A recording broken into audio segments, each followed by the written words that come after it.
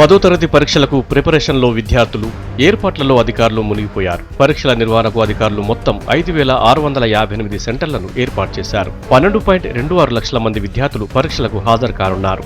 ఉదయం 9:30 గంటల నుంచి మధ్యాహ్నం 12 గంటల వరకు పరీక్షలు జరుగుతాయి.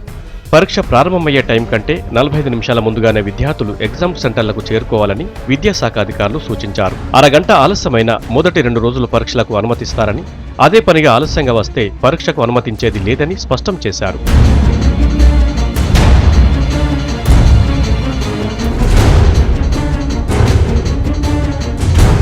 10th రిజల్ట్స్ మే చివరి వారంలోగా వచ్చేలా చర్యలు అధికారులు తీసుకున్నారు.